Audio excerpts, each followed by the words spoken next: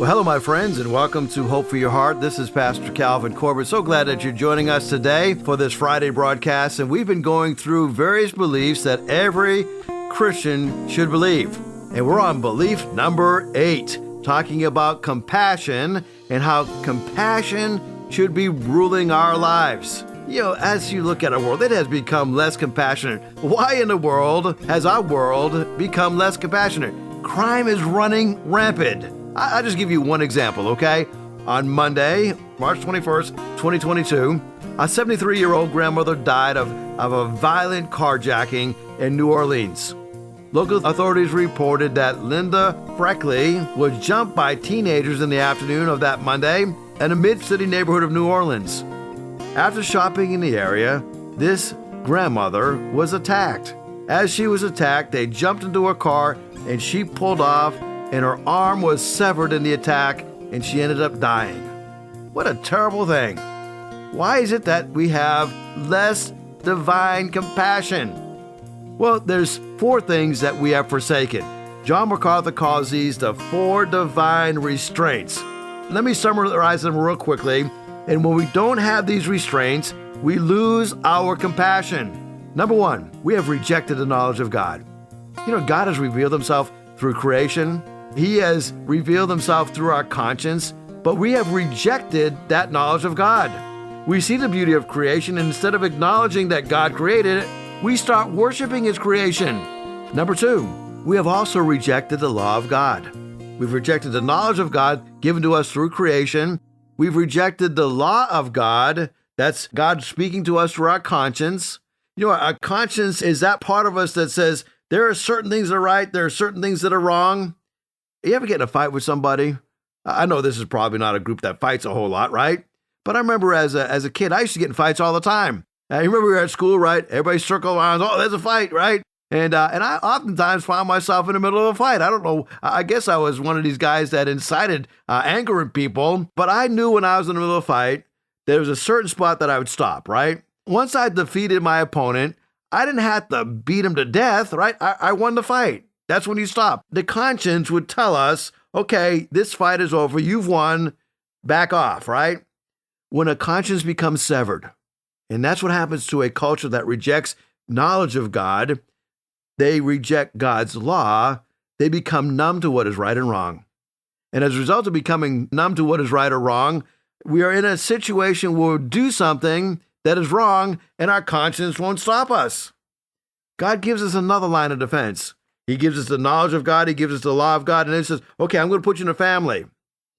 The breakdown of the family, the traditional family, has contributed to the increase of evil. Now, and I don't know if you remember when you were going to school, but I know that if I got in trouble at school, I was also in trouble when I got home.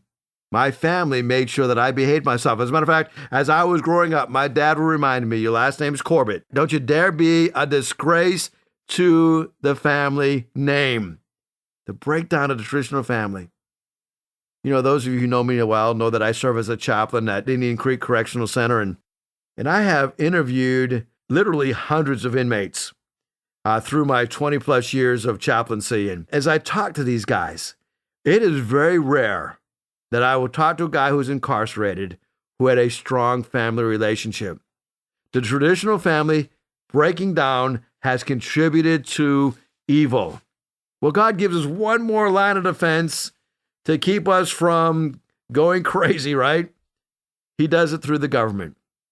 Now, by the time it gets down this far, society has smashed all restraints and we become lawless. And as a result of becoming lawless, the state has to drop in and bring about order. When I think about how we have lost our compassion, God has allowed us as a nation to be the strongest nation in the world, but yet we're losing our love for one another. We're losing our passion. How do I get it back? In Psalm 82, we're asked a few questions. How will you defend the unjust, and how will you show partiality to the wicked? And then verse 3 says, Psalm 82, defend the weak and the fatherless, uphold the cause of the poor and the oppressed, rescue the weak and the needy, deliver them from the hand of the wicked. The gods, small letter G, the gods know nothing, they understand nothing, They walk about in darkness. All the fountains of the earth are shaken. I said, you are gods. You are all sons of the Most High, but you will die like mere mortals. You will fall like every other ruler. Rise up, O God, judge the earth, for all the nations are your inheritance. Here we are reminded that God one day is going to eradicate all of these false gods. God is going to judge the earth. How do we become compassionate?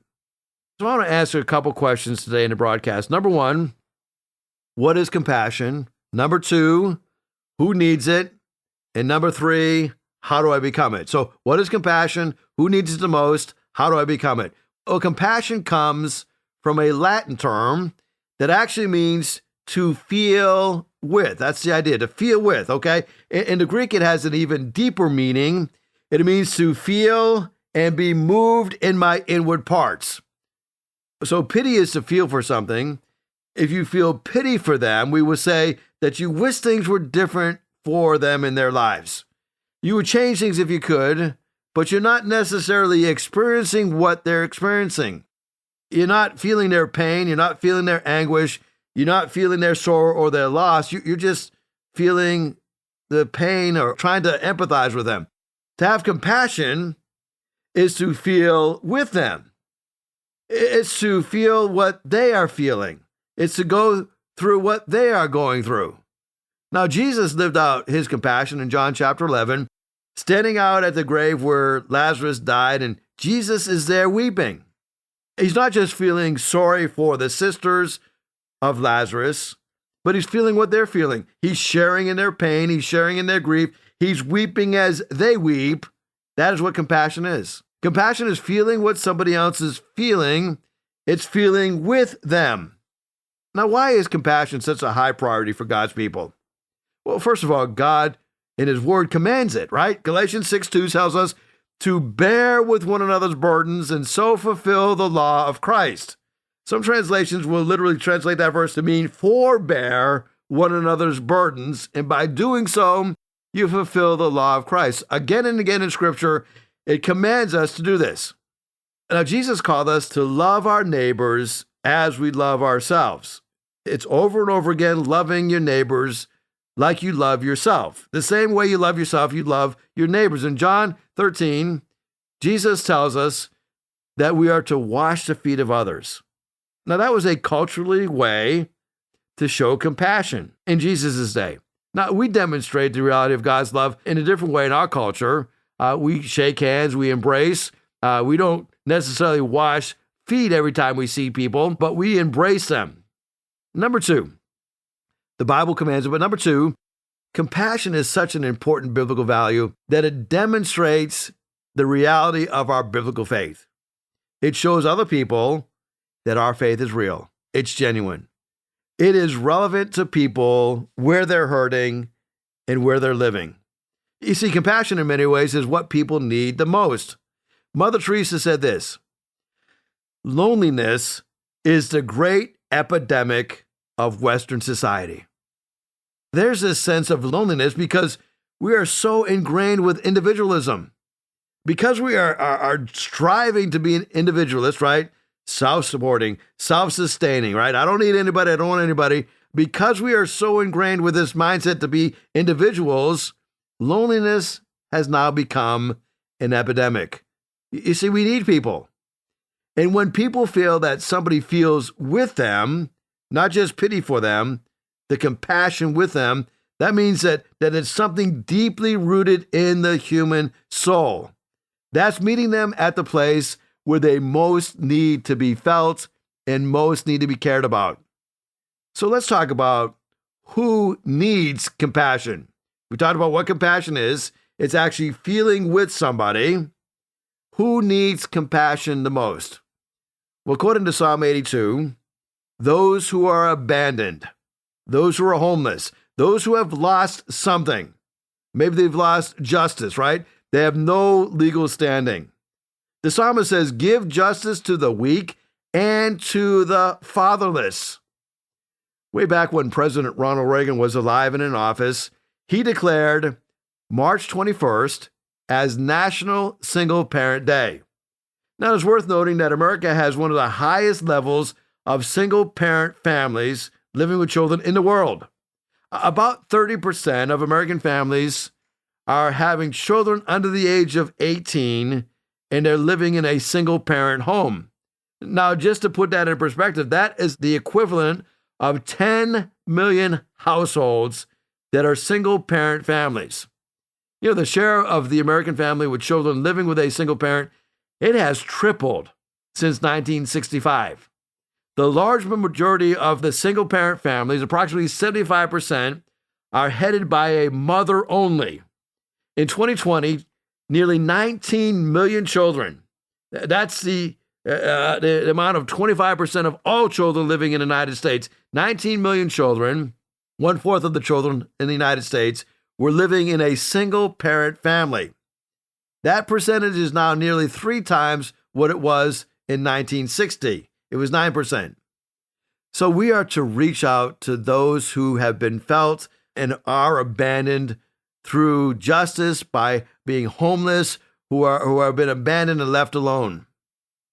There's a second way that we can reach out to those who need compassion. We reach out to those who are abandoned, but then we also reach out to those who are afflicted.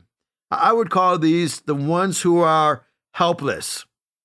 And James says, suppose a brother or sister is without clothes and don't have daily food, and you say to them, "Go, I wish you well, keep warm and well fed," but does nothing about his physical needs. What good is that? So we reach out to those who are afflicted, those who are helpless, those who have suffered something.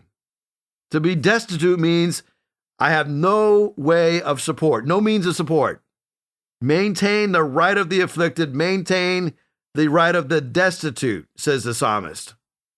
In Mark chapter 5, we see there was a woman, and this woman had is what the Bible calls a discharge of blood for 12 years. In other words, she was bleeding for 12 years. Some commentators would say that she had a menstrual cycle that continued for 12 years. And after she had suffered under many physicians, she went to a bunch of different doctors.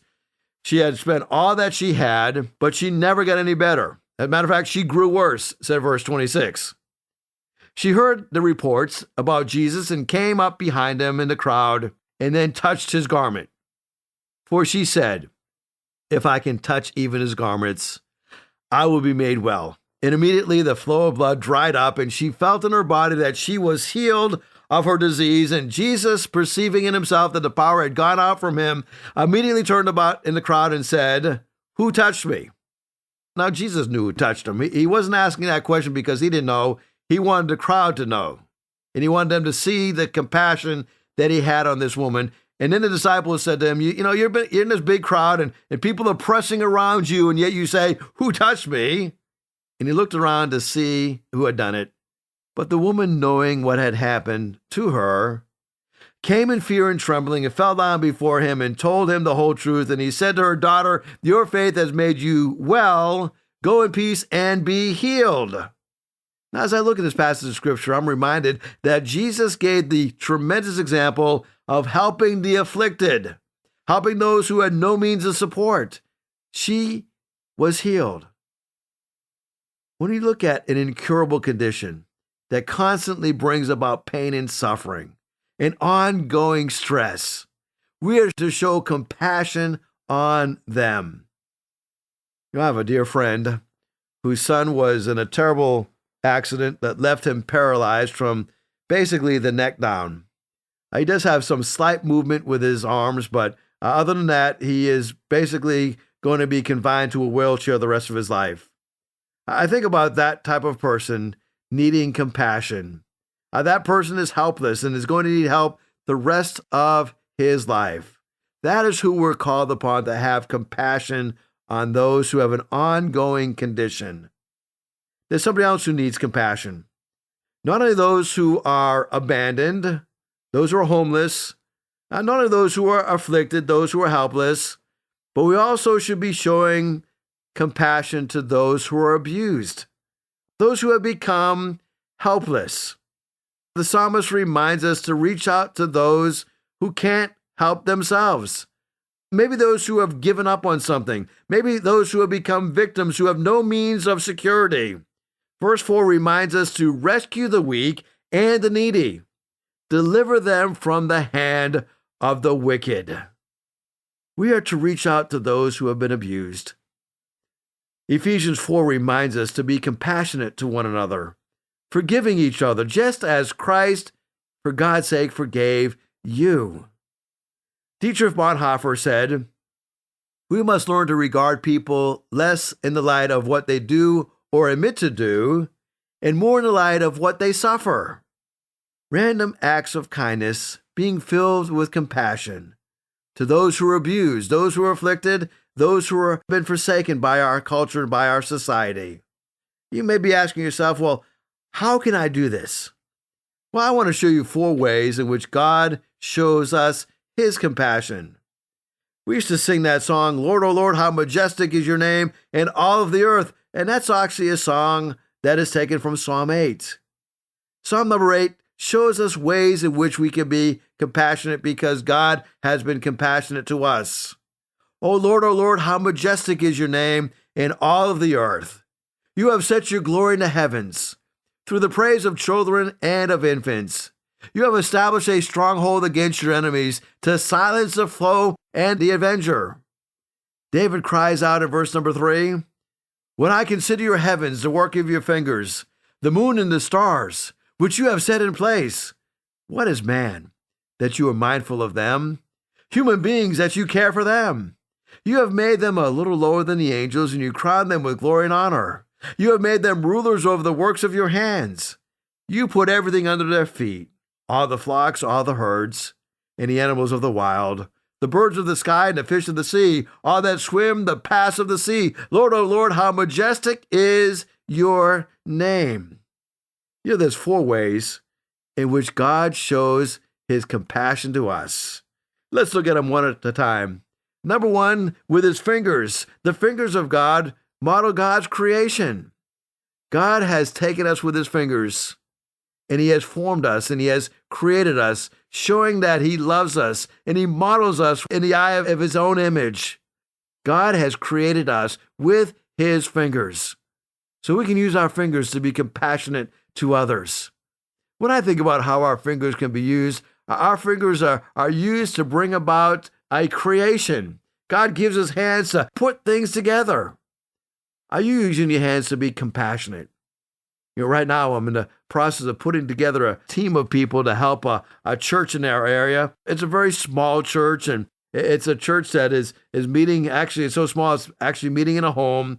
And this home was converted into a church building, but this home is very old, and termites have infested this particular house. And so we're getting a team together, and we're going to take our hands and we're going to go over there, and we're going to redo what the termite damage has done and rebuild that wall so that this church can gather together. That's what God does for us. He takes His fingers and He creates us and He puts us back together. Well, number 2 is the mind of God, we find in verse number 4, where David says, "What is mankind that you are mindful of him, and humans that you care for them?" We can be compassionate because just as God thinks about us, He's thinking about us. He's thinking about what we're doing. As a matter of fact, when you were a speck in your mother's eye, He was thinking about you. We can be compassionate by thinking well of others, thinking about ways that we can bless others, caring for others. And in number 3, we see that God is compassionate with the way that He has His hands in control of the affairs of our lives. Verse number 6 reminds us that you made them rulers over the works of your hands, and you put everything under their feet. You see, God gives us this wonderful opportunity to be involved in His creation, to be involved in controlling things. And He talks about those who are rulers over the works of His hands, how they use that to protect those who are more vulnerable. And then number 4, we see the compassion of God as we see it in the feet of God. Verse number 6, the psalmist says that you are ruling over the works of your hands, and you put everything under your feet, the feet of God. Now, some say this is talking about the classification where God puts everything, all the flocks and the herds, and they They have a particular place where they stay and a particular place where they reside. The birds that are in the sky and the fish are in the sea, and they swim about the paths of the sea. And David says, Lord, how majestic is your name. And we can be involved in being compassionate toward others as we become the feet of God. And we help people to excel in the place where they most evidently will excel. You know, the world needs compassionate people, loving, tender-hearted people. You know, my life has been changed because of the compassion of others. I think about a professional football player, Mr. Thomas. Demaryius Thomas, who unfortunately passed away back in December of 2021. When he was just a little kid, you know, his mother was arrested and sent to prison when he was only 11 years old. And he said, you know, at that time, my father was in the military, Thomas writes, and my mother and my stepfather and my grandmother were all locked up. He said, from that day on, I was basically an orphan. I came home from school that day and I thought, well, where do I go now? He eventually grew up and made it through high school and made it through college. He became an outstanding wide receiver. But listen to how Thomas described what helped him most. He said, people think orphans are kids whose parents have died, but 80% of the orphans in the United States have at least one parent who is alive somewhere. There are millions of kids just like me across the United States and hundreds of millions all over the world. We rely on the kindness and the couches of others to get us through the day. He said, I had a multitude of help through high school coaches, through a multitude of college coaches. He said, I had deacons and pastors and aunties and uncles and friends. These are people that would help me when I slipped up, whether or not they knew me by name. Some did and some didn't. He says, I talk a lot to kids who have parents in prison or who just left them and abandoned them when they were young for one reason or another. He says, I know the anger. I know the pain. I know the fear, especially the loneliness. They just want somebody to say, I really care about you. I really love you. But that doesn't happen enough. So they get into trouble. As men, as athletes especially, we don't like to talk about love. We talk about brotherhood and all that, but not love. But it's the most important thing in a child's life. More important than the kind of school you go to or what neighborhood you live in, or even if you grew up around drugs or violence. If you are loved, you'll make it out. James says, you know, suppose a brother or sister is without clothes or without daily food. If one of you says to him, go, I wish you well, keep warm and well fed, but does nothing about his physical needs, what good is it? You see, when we're filled with compassion, we reach out to those who are abandoned. We reach out to those who are abused.